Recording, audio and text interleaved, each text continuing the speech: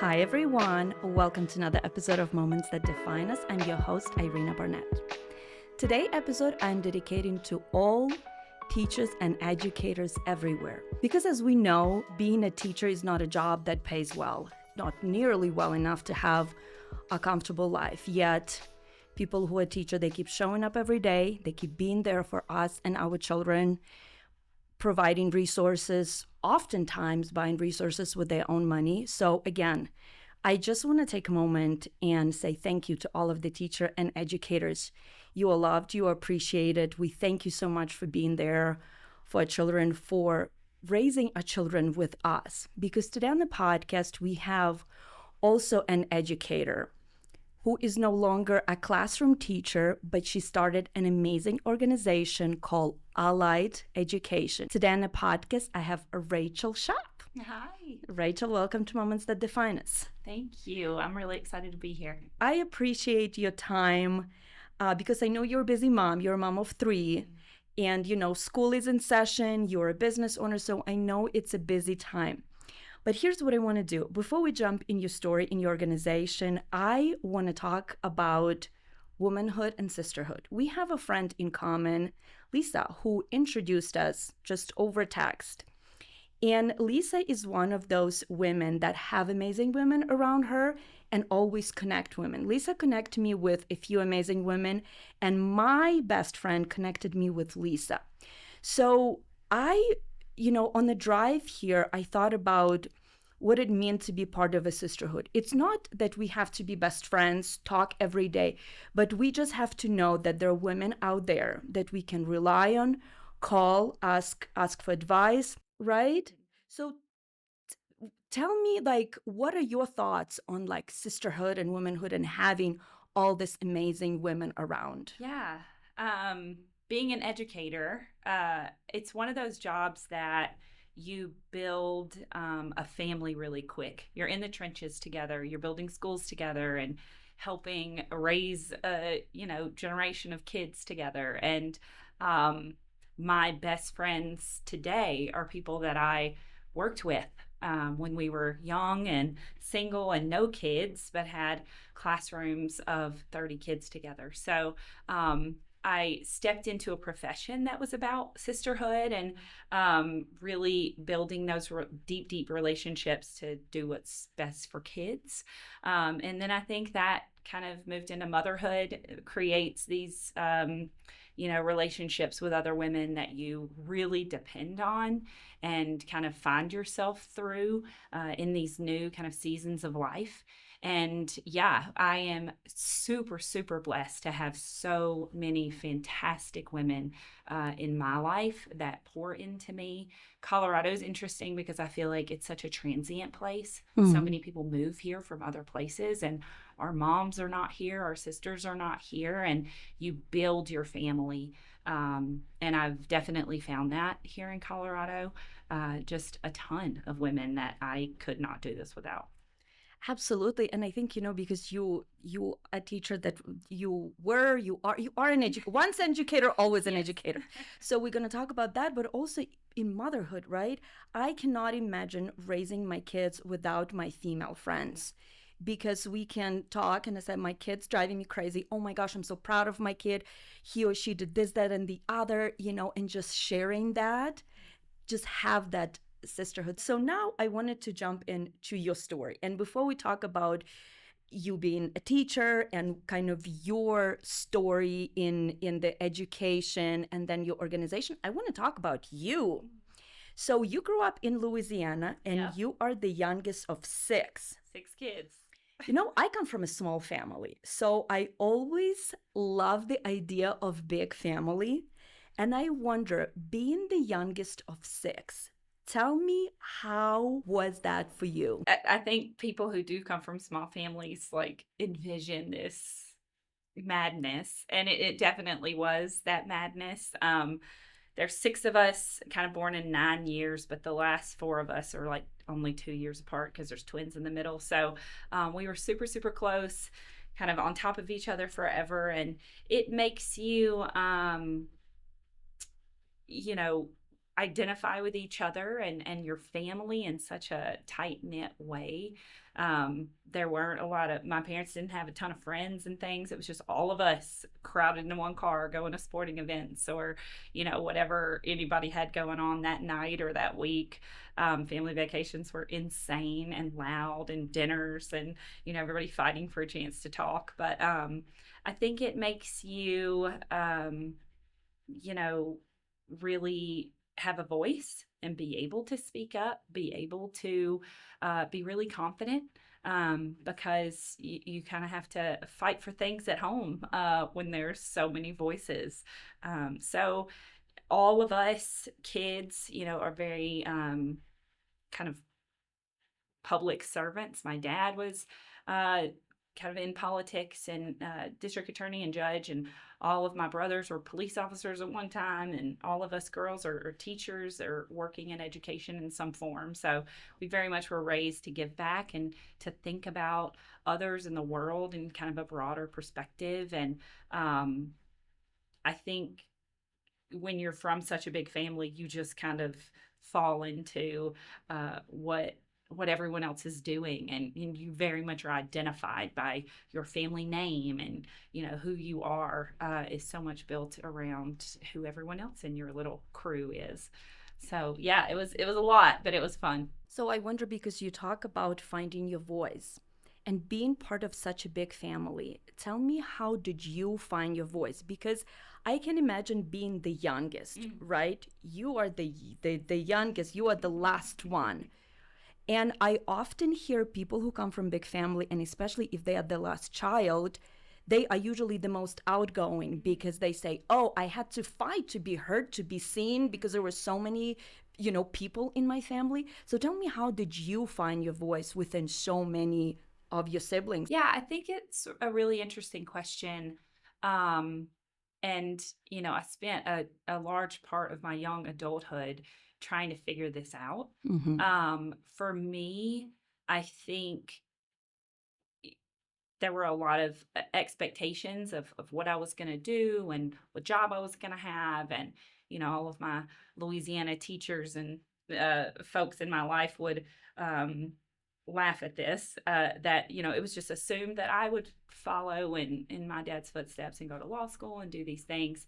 And then I got to college and I started having really kind of individual time, not in a house with a bunch of other voices and a bunch of other people, but, me, and really figuring out what it is I wanted to do. And I had some really kind of defining opportunities in college to work at summer camps for inner city kids and kind of travel. And I used that, kind of springboarded off of that, and got into education, stepped out of political science and decided I want to be a history teacher. So once I did that, I knew that living in Louisiana and making, under minimum wage probably as a teacher was not kind of in the cards for me. So I kind of planned my um, escape, if you will, and realized that if I wanted to make my own way and I wanted to kind of build my own thing and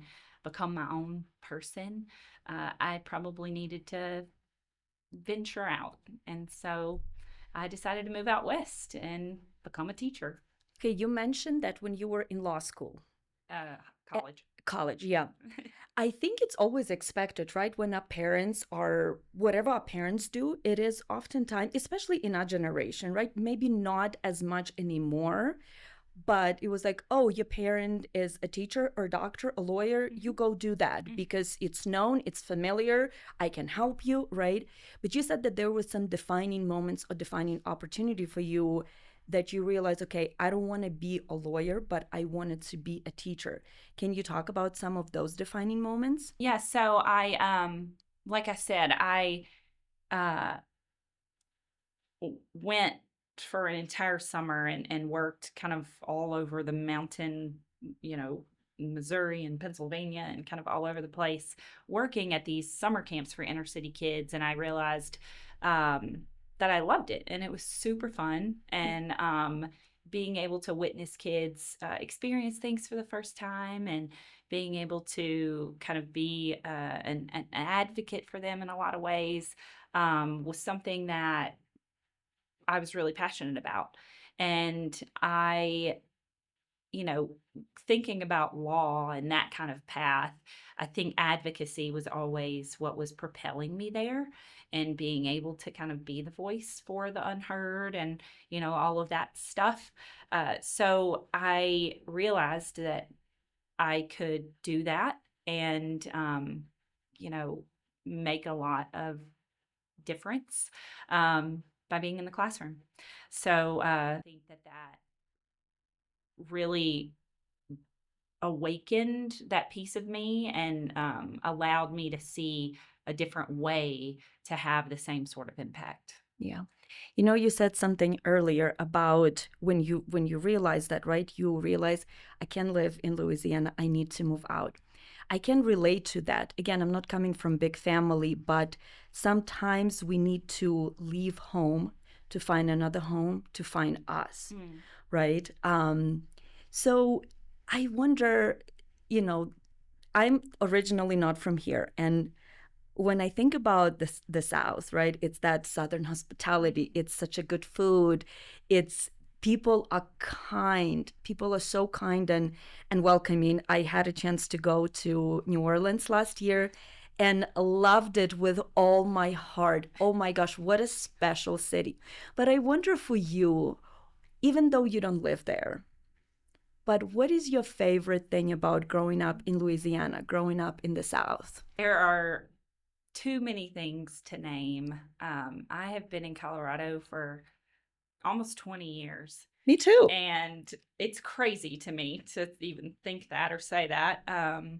And my husband and I were just joking about, oh, it's getting to the point where I will have been in Colorado longer than Louisiana, and that is crazy to me because um, beyond my accent, there's so many pieces of who I am that were created and bred in the South, and I love so many pieces of the culture. And I've got most of my family is still there. All of my family is still in the South. So I love the food, obviously. Oh my I gosh. love the the pace. A lot of times, I live in the suburbs of Denver, and the pace of life is a little bit more quick.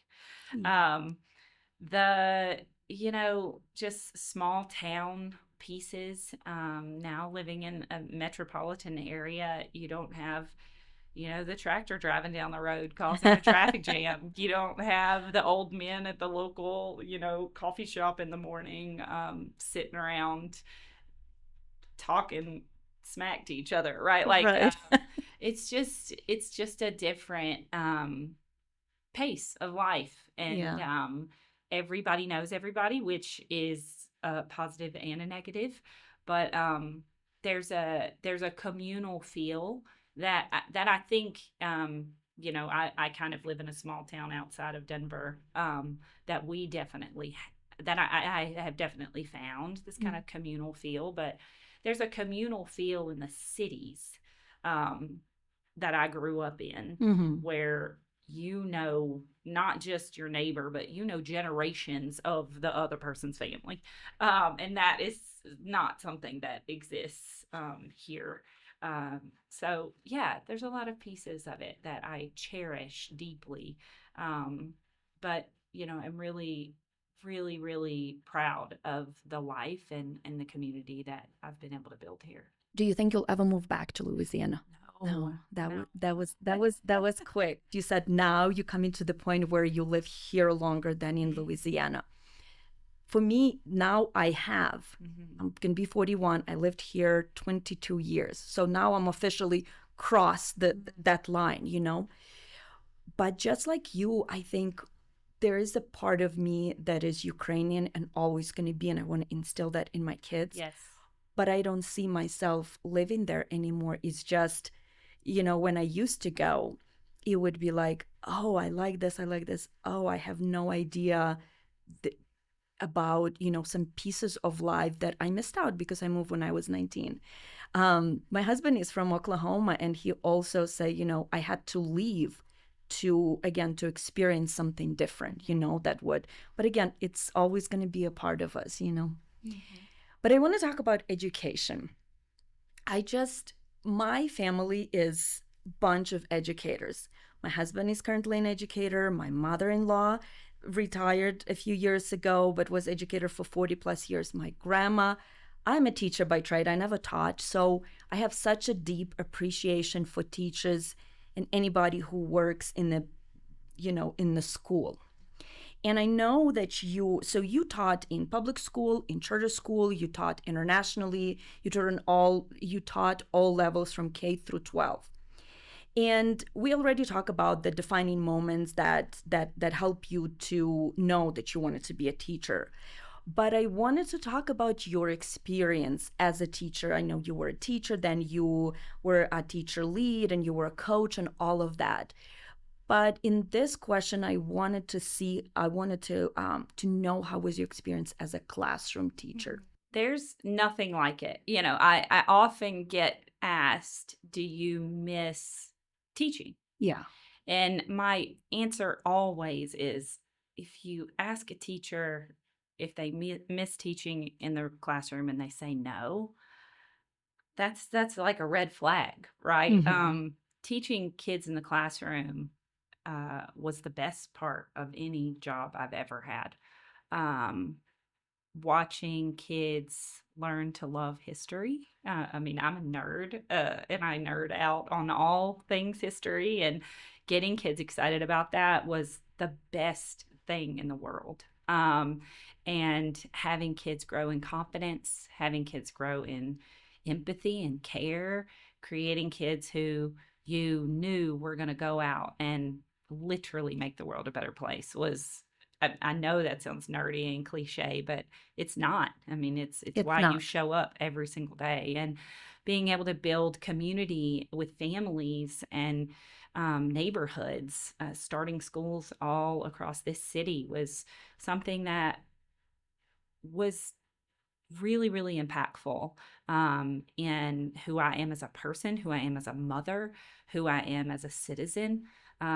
Being able to be a part of those kids' lives for any amount of time was an honor and a gift, and I loved every second of it. How long has it been since you've been out of classroom? 9 years. 9 years. Okay. Almost not. My oldest daughter is 9, and I was pregnant with her when I was transitioning out. Obviously, education is always a hot topic in this country.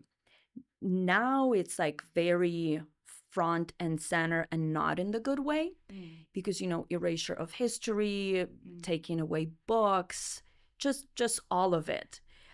And I wonder, because you mentioned that you're a history nerd, and oh my gosh, I want to tell everybody, I met Rachel for dinner for the first time, and she told me so much that I was driving home. I was like, oh my gosh, this woman is amazing. She told me the history of Louisiana I didn't even know. But it, what are your thoughts on education now, and with everything that's going on, Yeah. as a former teacher and current educator? So that's a lot. That's a big question. We could have 20 we could do a whole season We can, on we that can. question alone. Um, there's a couple things. And I think to kind of narrow it down and not go on and on about this for hours, um, one of the reasons, there are many, many reasons I started my company. But one of the main reasons that I started this is because I saw a need to build a bridge between families, communities, and schools. Schools used to be this trusted resource, a building full of people who had your children's best interest at heart, who showed up every day and worked for pennies a lot of times to make sure that your kids were gaining access to opportunity for the rest of their lives. And they are still those places. They are still those places. And there's so much noise out there, a lot of times from people who have never stepped foot in a classroom or a school or know anything about education, telling you not to trust teachers, telling you not to trust your child's school, telling you not to trust these people who are bending over backwards to do what's best by your kids. And we highlight, a teacher that was terrible over here or someone who is a danger to kids, but we don't highlight the millions and millions of teachers who show up every day to do what's best for kids. And I want families to believe in education again. And I want everyone to recognize themselves as stakeholders in building kids up and educating them and making sure that they can go out and do whatever they want to do. So, you know, there are a lot of crazy things happening right now in education. And I think the number one way to solve most of it is to have parents and families and teachers and admin and education and community on the same page. Because if we're all working for the same goal and we're all doing what we think is best for kids and we're using data and science to support what's best for kids, then all this noise will go away. Whoever's in office today and tomorrow and next year and 10 years from now, it won't matter because we will have a community of trust and, people working together to make sure that our kids and our educational system is supported. Where do you think the disconnect is? Because you mentioned, because on one thing, it's like, yeah, no, because these people who are in the office, they won't be in the office forever. At least that's the hope. But where do you think the disconnect is between families and schools and administration and everything? I think it's, again, I think it's really important to read and to learn and to look at history and where we've been and where we're going and how we got here and how we get out of it, right? This is not the first time that we faced leaders who lead with fear and distrust and all of that, right? We know we've seen groups of people do that all over the world a million times through history. And the only way to combat that is to actually believe in each other and to actually trust each other and to actually work together. And when you have something so vital to the health of a country like education being torn down every second of the day, being put at such a high level of distrust every single day, there's a reason for that, right? It's purposeful. And again, we've got a crisis of people not going into education. We've got people not becoming teachers. We've got teacher programs all over the country struggling to get people to enroll, and we wonder why, right? Like, are you going to homeschool your kids? Because that's what that is that what you want? Because you're running people out of the classroom, right? Yeah. So being able to trust each other, to work together, to really believe in each other, that everyone wants what's best for kids. Everyone wants to make sure that they have lifetimes of opportunity, and we need to work to get them there. That's the most important thing. And I think we all need to step back from the noise and fear and everybody riling you up and just pause and say, is this actually what's good for the children of this country? Like, and how do we make sure that we're doing what's best for them? It seems, I often think that it seems simple enough, right? But yet it's so complicated on the other hand, because you are so right. There is this, like I said, people who become teachers, for most of the time, they love they love this profession because it's not an investment banker that you make millions. You don't, right? You don't.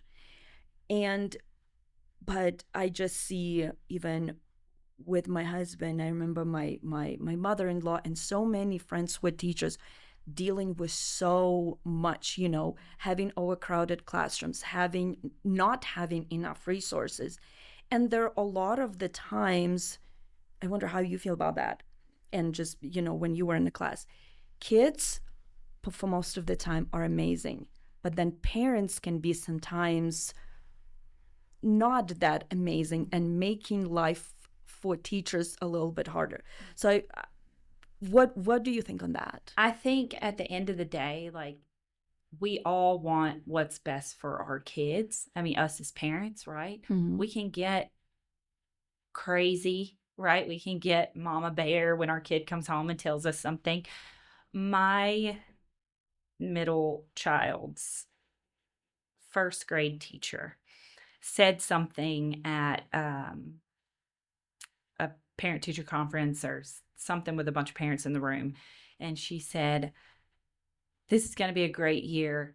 I will only believe half of what your kids say about you if you only believe half of what your kids say about me." And I was just like floored. Like, I wish I had said that. I wish I had had that. I wish I had, said that every single year I ever taught, because it's so true and so powerful. I think, we want to protect our kids, and my kids, it's like, what's my job, they say, to keep me safe. Like, it's this thing I taught them, right?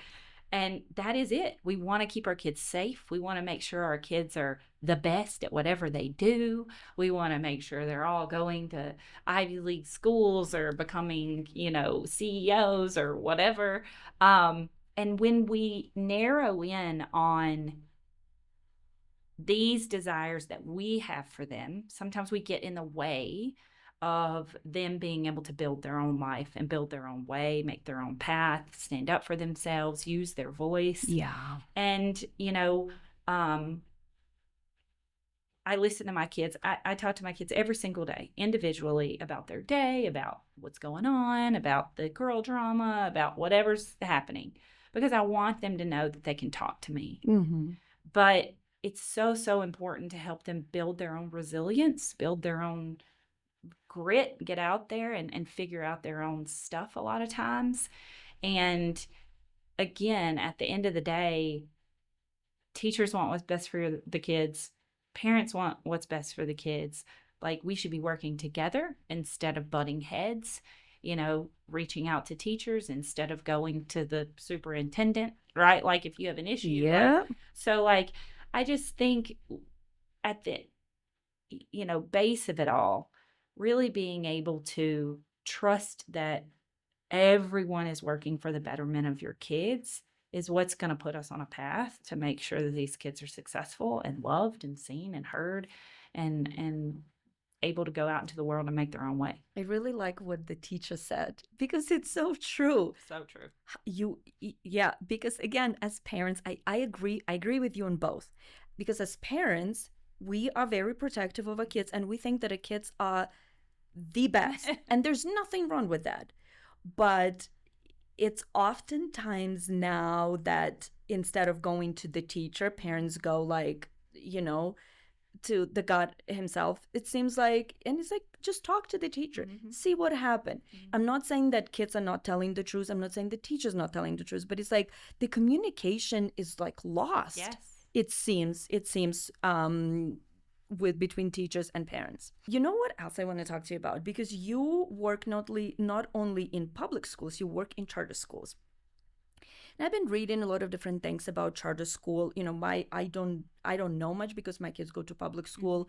My husband has been teaching in public school, but charter schools, what I read is that charter school, it's a business, right? It's run as a business. It doesn't run like public school, but takes the taxpayers' money. It sometimes doesn't have enough resources, how they admit kids to school. So I want to know what your experience was in charter schools. So I can learn and people can learn. Okay, I'm going to debunk a lot of what you just said. Okay. Okay. It's super, super, super, super important for people to understand this. I lead workshops for families about kind of school choice and, what their options are. And the very first thing I ever do is give a really detailed explanation on the difference between traditional public schools. So you'll hear me saying that. Charter schools, which are public schools, they are free to get in, public schools. Some of their money comes from the district, but not all. And then independent schools or private schools.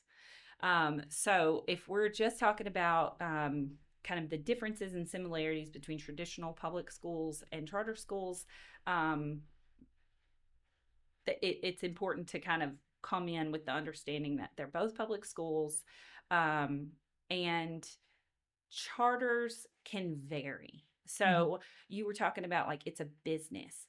There are some for-profit charter schools. I worked at one of them um, when I was very, very young, before I knew anything. Um, and it was like a national organization that kind of sold themselves to parents. Charter schools are mostly set up by, um, community members or families that don't necessarily want to go to their local public school. They want to have a different option due to the performance of the local public school or a multitude of reasons. Maybe they want a different curriculum. Maybe they want a specific focus, like a STEM school or, a school for the arts or something like that. So it doesn't necessarily have to be about the performance of the local public school, but that could be something that is happening. And those families will come together and say, like, we want to start a charter school, or an educational organization will say, we want to start a charter school to bring up the reading scores in this neighborhood or whatever. Mm-hmm. They need funding to do that. And some families, like I worked at one where literal like families kind of signed up for this national charter school to come into this neighborhood, and they had to like pay to buy the building and rent the space and all kinds of stuff. And these people were making money, like making money, taking taxpayer dollars and making money off of it. I then moved into kind of nonprofit charter world, where it's high performing charter networks going into kind of underserved neighborhoods, where schools were struggling, and we saw really low kind of academic performance. Again, this is like early 2000s, huge charter movement in kind of Denver and Houston and New Orleans and Newark, and kind of part of all of that crew. This idea that like there's an urgency, right? These kids are not necessarily being served well. Their academic performance is struggling. What can we do to fix this, right? We need to close this achievement gap from these kids performing all the way up here, and these kids in lower socioeconomic neighborhoods or a different demographic not getting a fair shot, not necessarily getting the same level of education. And so, how can we bring them up and close this achievement gap? So, I think when we're talking about charter schools, it's really important to understand that it's not a monolith. They are not all the same. They don't all have the same focus or even desires. Again, you've got really good charter schools here in Denver that are specifically set up for arts and kids who are really great at music or visual arts or media art or whatever, and that gives them a space where there's resources to really work on things like that. And then you've got some that are really STEM focused and working on science and technology, things that the traditional public school is just like not going to have access to do. We're not going to have the resources. We're not going to have the funds. We're going to have to ask the district for money. DPS does a good job. They have things called innovation schools where they try to like do some different things and let people like kind of try out new curriculums and things, and give kind of autonomy over things like that. But charters, they take per pupil ratio. So kind of like money for every child that's there, but they're not getting things like curriculum money, the spaces that they're renting, like the light bill, things like that, that a traditional public school top to bottom is paid for by the district. A charter does not get the same funding. Mhm. And so, with autonomy and with kind of being able to use your own curriculum or teach different types of things, you run the risk of like not having enough money to like Right. pay your teachers. So they do different things and sometimes are able to, um, like I said, have a little bit more autonomy than a traditional public school. But charters don't get to, turn kids away. They don't have application processes. They're not private schools. So being a public school today, anyway, with the Department of Education stuff going on, this might change. But as of today, if you're getting funding from the state, Mhm. you have to follow the same guidelines around, equity and inclusion, making sure that you have a whoever's applying is getting in. Charters sometimes will have to have a lottery system because so many kids apply. But that's how it is with school choice in Colorado anyway. Your local public school, you're guaranteed a spot if you live in that area. But if you choice in from a Mhm. different neighborhood or whatever, you're put sometimes on a lottery list because there's so many kids applying to that school. So really they kind of function like a traditional public schools in in in application, Mhm. um, but in day-to-day classroom function they have a little bit more autonomy over choices that they make. You taught abroad. Mm. Where'd you teach? Norway. Norway. Comparing the educational system in Norway and US. Tell me what you're like, "Oof, there's no comparison. What Yeah, are you they're talking? very different. First of all, what did you teach?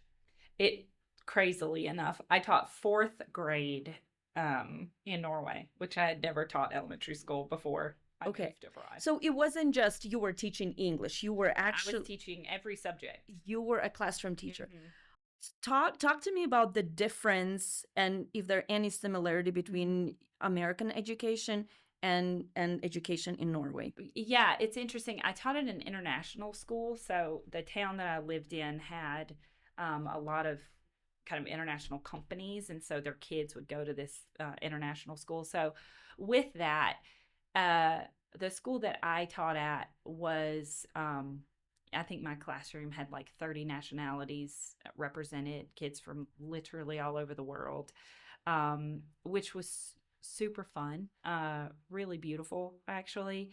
And I was teaching all subjects. So my amazing kind of co-teachers, I was like, y'all have to teach math. I'm not teaching these children math. I cannot do this. I'm not qualified for this. So I'll teach them, English and science and history, but somebody else needs to do this. So we would rotate the kids. But it was super fun. It's a beautiful country.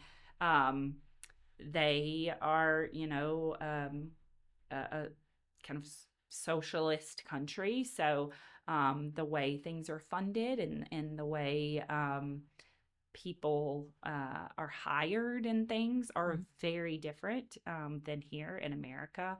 There's a lot of kind of employee rights that exist within their system that do not exist here at all. Um, but the local Norwegian schools, um, they were outside tons. I mean, tons and tons and tons, running around in the woods, building things with sticks. So it's very much like a nature society where kids, do their work, but then just like everything's smaller though, So um, it's a beautiful country. There are similarities and differences, but at the end of the day, right, the entire country is smaller than Colorado. Mhm. The population of Norway and Colorado are about the same. So when we look at, oh, Finland has the best schools in the world and, they don't do standardized tests and okay, we're literally talking about an entire country that's like the size of one of our states. So I, it's beautiful. It's amazing, you know, what they can accomplish and the happiness and they don't pressure their kids around a lot of things. But we're not necessarily comparing apples to apples here. Right. We're comparing zucchini to a hamburger. I mean, they're very very different and not necessarily able to be kind of correlated when we get into kind of educational data. I don't necessarily think that um, something that works, you know, in such a small place with class sizes, you know, 10 kids in a room, Mm. is necessarily going to work in kind of the current educational system here in America. It also, I think it also comes to the priorities that Mm. each country has. I mean, yeah, sure, the, you know, in Europe, countries are, like you said, some can be, you know, the size of Texas or the size of Colorado, right? So we can't really compare that. But I think we just don't prioritize education here. The funding, I mean, Mm-hmm. like I read Morgan Freeman said, if we underpaid politicians and overpaid teachers, then we would have much more smarter people and less shitty laws. I'm paraphrasing, but that's kind of around what he said. You know, like the priorities here are not for education. The priorities here are very, very different. Like, even like you said, you know, 10 kids in class versus 30 or more than 30 kids in class. Oh, yeah. How are you supposed to teach when you have 30 plus kids at school, and maybe, and not maybe, some, you know, the behavior issues and all of that. You know, so like I said, I just hope that at some point here we prioritize, we really say that we are all pro family and pro kids, and we really put the money where our mouth is, you know. Okay, I want to talk about allied education. So 9 years ago, you decided, okay, I'm going to become a mom. And you, if I remember correctly from the conversation, you kind of didn't know if you wanted to go back or not after you had your first Yeah. kid, right? Yeah. So talk to me about like that, the journey. And I always say I hate the word journey, but your journey. Yes. Um, but yeah, your journey into how you decide, okay, I'm not going back anymore, and how you kind of started helping some families just, oh, you know, I know this stuff. And then something your husband said to you, and then Ally Education was born. So talk about that. This conversation leads directly into, you know, priorities and how education is a priority and funding and all of that, really. Um, I was working as a, um, you know, director uh, of like teacher development, really. I was running like a teacher fellowship when I was pregnant with my first, and she was born in February. And so I was gonna, you know, take the whatever I got, 6 weeks off, and go back. And she was born with a kidney thing and had to have a lot of surgeries. And so that postponed me going back. So I was going to take the summer and then go back at the beginning of the next year. And I got pregnant with my second very quickly when my oldest was only 6 months old. So at that point, it was like, I could go back and spend every penny that I'm making on daycare for two tiny babies. Right. Because we know in this country there's no support for women becoming mothers and going back into the workplace, especially as teachers. 6 weeks. Let's just, Yeah. 6 weeks, Yeah. people. Yeah, exactly. You're not even healed. Yeah. So you already have that. And then, you know, daycare is outrageous. Ridiculous. More than Absolutely. mortgage. Yeah, it's absolutely ridiculous. And especially as a teacher, right? I was an admin and I was not making enough to put two kids in daycare. So I knew that I needed to take some time off, and that was a season of kind of sacrifice for me to do what was best for my family. And I'm so privileged to have had the capability of doing that. Um, but also, really financially, it would have been detrimental to go back. So I took some time off while they were little. Um, my husband and I, really very much were like, okay, if we're having a third, we should do it now so that if I get another job, I don't have to take off again. So I just knocked another kid out. And then I've got three, and when my youngest turned 3, I knew I wanted to go back to work. Again, very, very privileged to be able to be home with my kids. And I know so many women who would, give anything for that opportunity and they can't. Um, and I'm really, really grateful that I had it. It's not like my natural inclination to be at home with my kids. Yeah. I very much lost a lot of like my identity and like who I was, and who I saw myself as during those years with my kids. And um, it was great. It was fun. I'm really thankful for it, but it was really hard for me. And being able to find my way back to something was really important for me. I took a job as a recruiter and did that for a couple of years, like corporate America. It was super weird. But it was, my husband said this to me, like, it's a good thing you did that because it really showed me that I could do something outside of a school building Yeah. and be successful at it.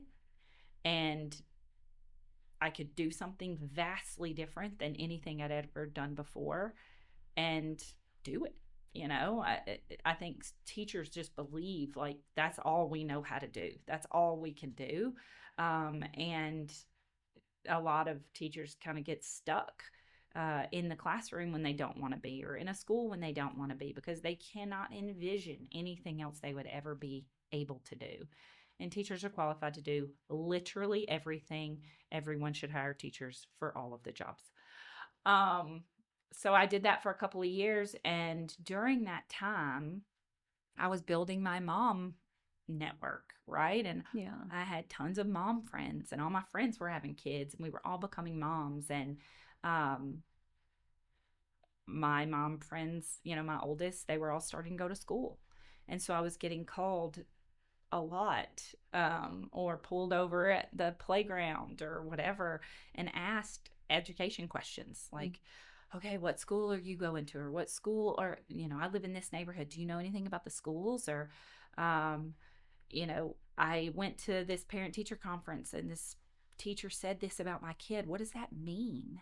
How do I help them? Or I don't feel good about that, but I don't want to be that parent talking to the teacher. I don't want to come off rude, or I don't want to come off like I don't trust them, or, how could I say this to them without being rude? Or, my kid's really struggling behaviorally. Do you have any advice on things that I could be doing at home to support them, or things that the teacher could be doing to support them in the classroom? And I just found myself in these conversations like a lot, like a lot. And my husband, I went and kind of supported this one family that was a friend. And I came home and my husband was like, that's really great, but like, why are you doing this for free?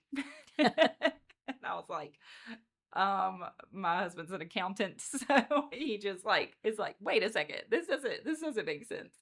Um, and he's like, you're doing this a lot. You should do this. Like, this is a thing. You should do this. So I did a little neighborhood research and asked some friends and asked some of the people that I'd helped, is this something that you are looking for? Like, is this something you would pay for? And everyone said yes. And so, I started Allied with a couple of really clear um, pieces. I knew I wanted to help parents understand school choice. Every state is different, but Colorado, um, does have school choice. So you Yeah. can choose to go to a different school than just your neighborhood school. It is not a voucher program like Texas. We are not taking money and giving it to private schools. That is not what's happening here. It's just, I don't want to go to this neighborhood school. I want to go to the one 5 minutes away, or, um, I want to go to that district school or whatever. And it's really hard to understand, and the process is pretty confusing. So Yeah. I thought it was really important that parents understood what their choices were, and how to navigate that whole system. And then people relocating to the area, understanding what their choices are. I help people with that. And then academic and behavior stuff. Um, Kids, parents don't know what they don't know. Moms do not have to be the experts on everything. Moms do not have to know about high level behaviors and how to be good at calming them. Parents don't have to know about the million things Yeah. that happen in a school. They can ask for help. And I just want to be able to be a bridge between the school and the families, and a support and an ally for parents to be able to make it through this K-12 educational environment, um, with someone who can actually support them and not make them feel like they're failing or they're carrying this weight trying to make all the right decisions without any sort of information.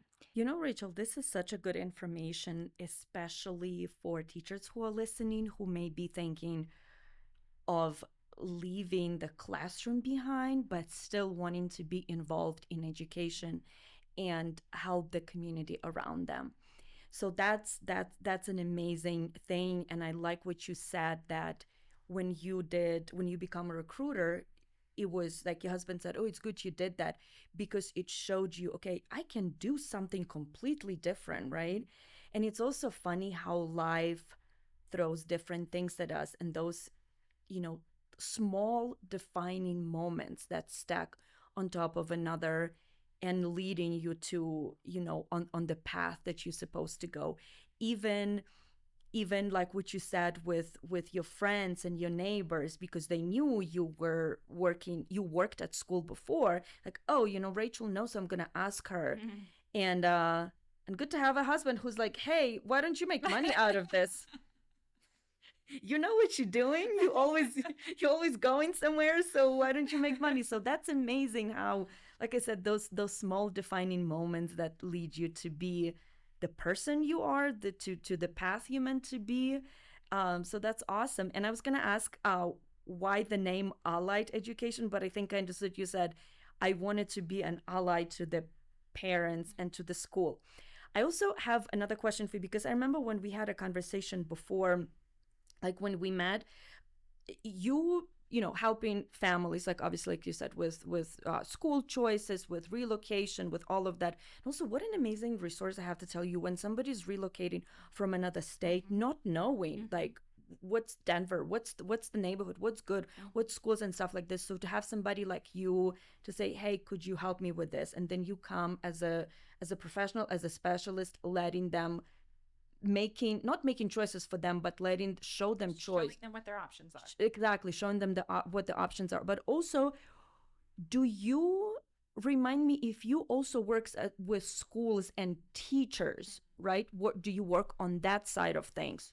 Not particularly. Okay. So there are so many amazing, I have lots of friends who kind of left schools, left the classroom, and became educational consultants supporting schools. Okay. So, helping with leadership training for admin, or helping with curriculum writing for teachers or schools, coaching teachers. There's district resources, there's independent consultants that do that work. There's lots of people out there doing that. So I have found in doing this work, say there's a student who needs a behavior plan. So they're really exhibiting high level behaviors in the classroom and at home. The parent is struggling, doesn't know what to do. I have created behavior plans for them to follow at home. And then gone to the school and chatted with the teacher on how they could implement the same types of vocabulary, the same words that they're using at home, they can use at school, the same kind of like reward system or consequence system they're using at home, they can use at school. Just so, again, everyone's working together to support this student. So in that, I will help teachers kind of implement things like that. But as far as like teacher training and things like that, there are plenty of people who they kind of have in their corners to support them. But my focus and something that doesn't necessarily exist is really giving parents the tools to be effective leaders in their Yeah. home for their kiddos, to implement some of the things that the teacher's talking about academically. I want you to practice this at home. Oh, or I want this skill to be up. And it's like, oh, well, what could I do at home to help that? Um, so, really, just being an advocate for families to understand how to make their academic space and their school just a better environment for their kid. Okay, so that gives me better understanding. You don't work necessarily directly with school, but like you mentioned, when you create plans for families, then you might go and talk to the teacher. Do you ever get pushback Mm-hmm. from teachers on that you come in as like outsider Mm. and kind of like, oh, here's what I'm working with the family, you can implement that? Yeah.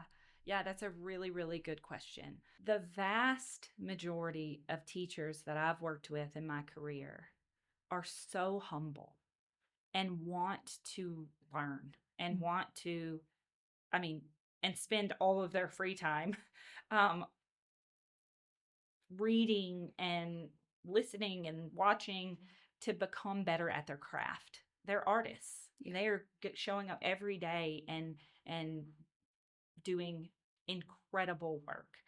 And so many educators are just like really humble and hungry and want to be better. So the vast majority of teachers that I have talked to are like, absolutely. I didn't have to sit down and create that behavior plan. Thank you so much for doing that. That'll be cake to implement in my class. We're going to work hard. This is going to be great for this kid. Thank you. That is so much the experience that I've had.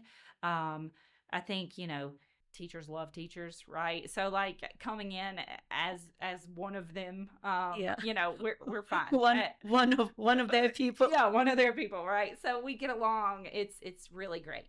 I have had pushback from administrators. I've had to um, parents have hired me to sit in on tough conversations about, services not being provided for their kids, or should we hold our kid back, or, you know, lots of hard conversations. And they want someone in the room with them to help them understand the verbiage that's being said to them, or the um, rules and regulations that they Right. don't know. So having an educator, especially someone who was kind of, a school leader, in the room with them is really good for them, because it's somebody who can say, oh, I don't know if that's true, or oh, maybe we should try it this way, or you know this is what the parents want. So at the end of the day, their voice should be heard, right? So having an advocate for them in those tough conversations um, sometimes leads to pushback from, um, admin. Yeah. But again, I, the vast majority of administrators want to do what's best for kids. They are in there killing themselves to do what's best for kids. Um, and sometimes ego gets in the way, right? Sure. Just like every single job, just like every single place. And I just think it's really important that families have um, somebody who has their back in those conversations, because they're not experts and Yeah. they shouldn't have to be able to advocate for their kid. I wanted to say something on parent being an expert. I agree with you, like, because there are a lot of things that can be so complicated.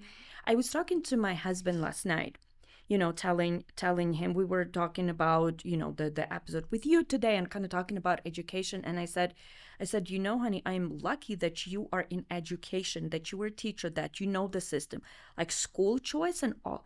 Like, I have no idea. Yeah. So he's in charge of that. And I said, I am lucky because a lot of the times that falls on moms. I think the services you provide are really great and necessary, and there are a lot of people who could and are using your services. So yay, look at the teacher stepping out of the classroom, and saying, I'm gonna find something to do that is different but still with education. And then you find this service that is needed, and boom, like a badass woman you are, you create your own organization. So that is amazing.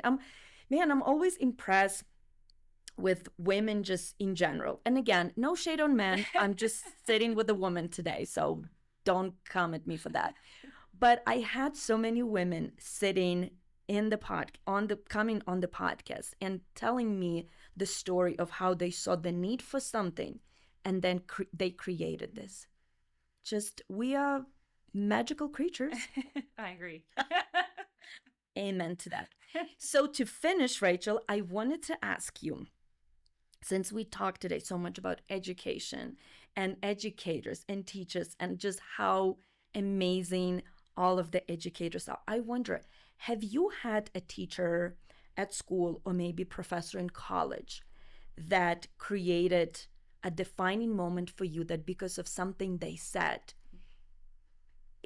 like, you still think of them like, oh, because Miss Mary said that, I am doing XYZ today? Yeah, I think anyone who went to my tiny little school, um, I went to this little bitty school from 6th to 12th grade. I graduated with 18 people.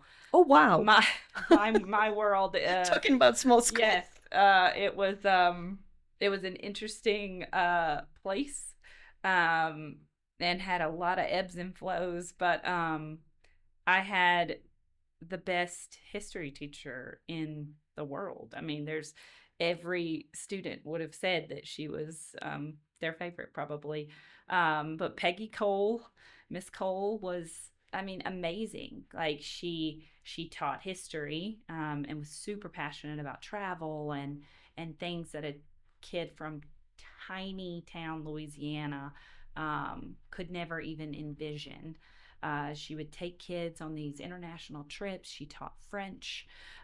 She cooked. She would let you come and like cook in her classroom and sell it at lunch. She just like did so many really interesting things, that when I decided to become a teacher, I knew that there were so many pieces of who she was as an educator and a person that I wanted to emulate. And kids felt safe. Kids felt desired, like they wanted to be in a room with her. They wanted to talk to her. They wanted to hear her opinion on things. Um, she was about kids' success. Like, she wanted you to do well. She wanted to work hard to give you kind of a well-rounded global view. And for a bunch of farm kids from middle of nowhere Louisiana, having a world view, understanding that the world was not this tiny dot on a map, um, but something greater, was really, really powerful. I did not travel internationally until I was a teacher, until I was in my 20s. And, you know, for a kid who did not have access to those things, she really opened a desire and a want to travel and to see the world and to learn about different cultures and different people and the history of everywhere. And yeah, it really kind of lit my history nerd fire. And yeah, without her, I definitely wouldn't be here. I love that story so much. Oh my goodness. Rachel, thank you so much for coming on the podcast. I had Really, really amazing time with you talking education, schools, school choices, charter schools, and everything in between. And thank you for sharing your own story of how you became this amazing woman you are today.